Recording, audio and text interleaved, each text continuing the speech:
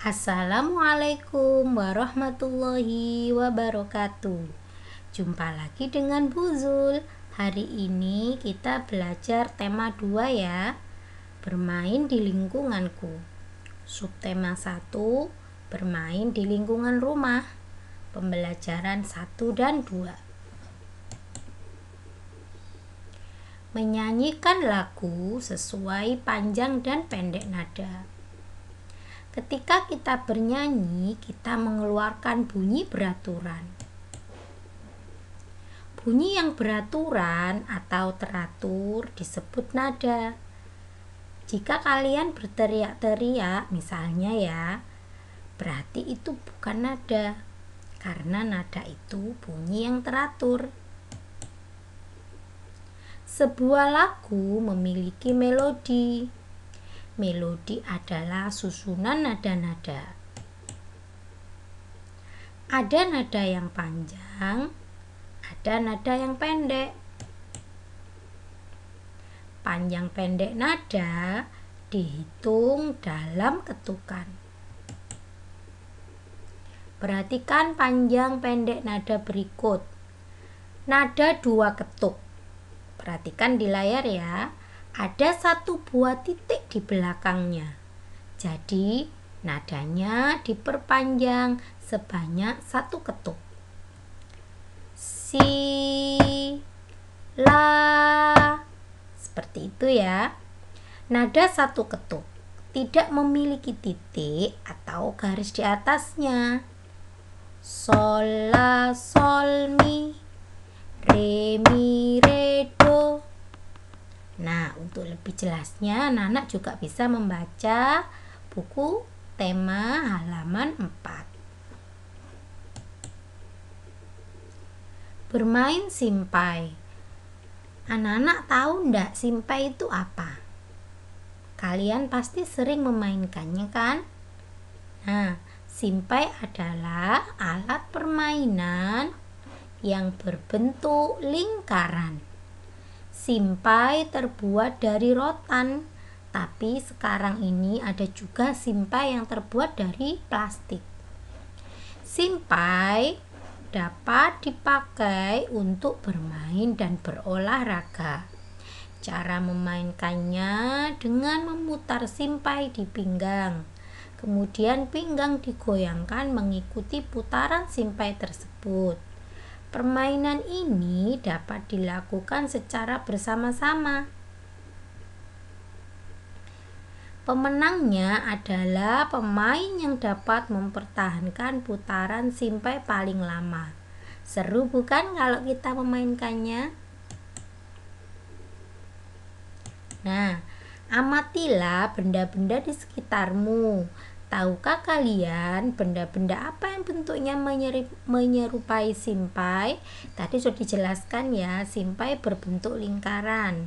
Nah, ini contoh gambar anak yang sedang bermain simpai. Nah, kalau kalian lihat bentuknya simpai yang berbentuk lingkaran seperti ini, anak-anak kira-kira benda-benda apa saja yang menyerupai bentuk simpai? Ban sepeda, donat, apalagi ya?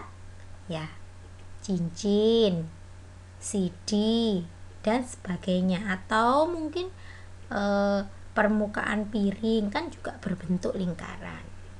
Dan masih banyak lagi. Perkalian adalah penjumlahan berulang. Contohnya di sini ya. Perahu Beni, perahu Tiur, dan perahu Ayah. Masing-masing memiliki 2 perahu kertas. Beni punya 2, Tiur punya 2, Ayah juga punya 2. Jika dijumlahkan, berarti 2 ditambah 2 ditambah 2 ditambah 2. Dapat ditulis atau bentuk perkaliannya 3 kali 2 sama dengan 6.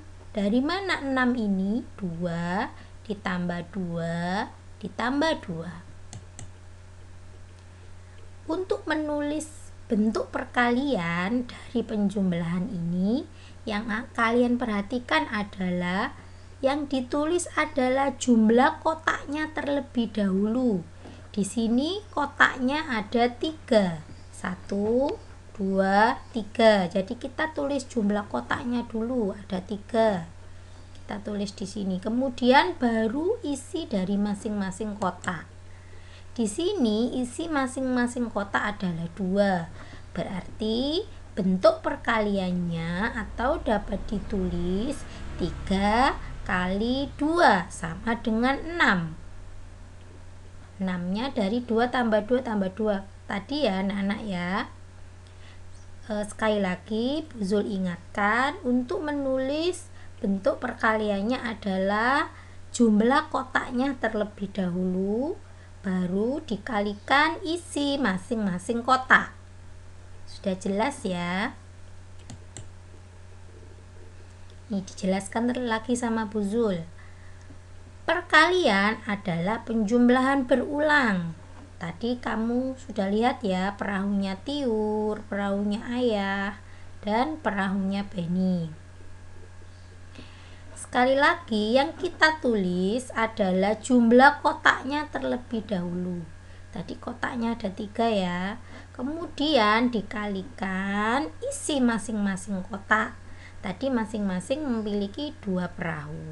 Jadi 3 kali 2 sama dengan 6. 6 ini dari mana? Jumlah setelah digabungkan. 2 tambah 2 tambah 2 sama dengan 6.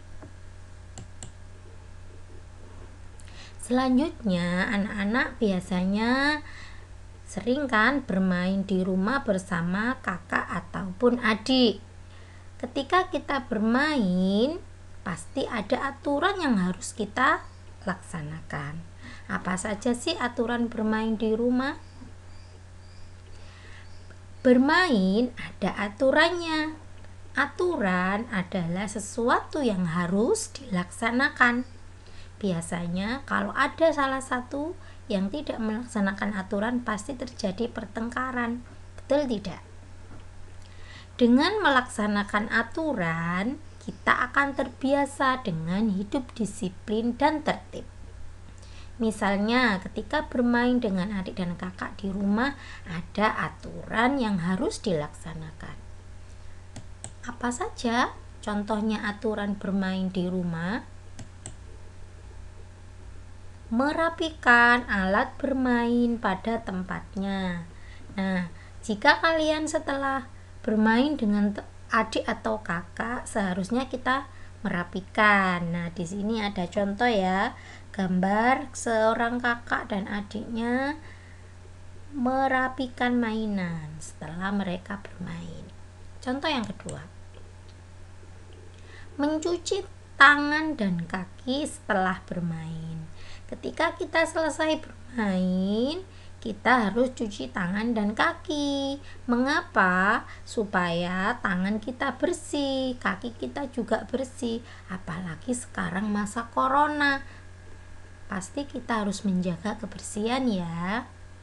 Yang ketiga, bermain tidak lupa waktu. Anak-anak kalau sudah bermain biasanya kita sudah asyik dan biasanya lupa waktu. Nah, ini yang tidak boleh. Kenapa? Karena kita juga masih punya tugas-tugas yang lain, misalnya belajar, mengaji, membantu orang tua. Jadi kalau bermain tidak boleh lupa waktu ya. Alhamdulillah sudah selesai pembelajaran hari ini. Semoga bermanfaat. Wassalamualaikum warahmatullahi wabarakatuh.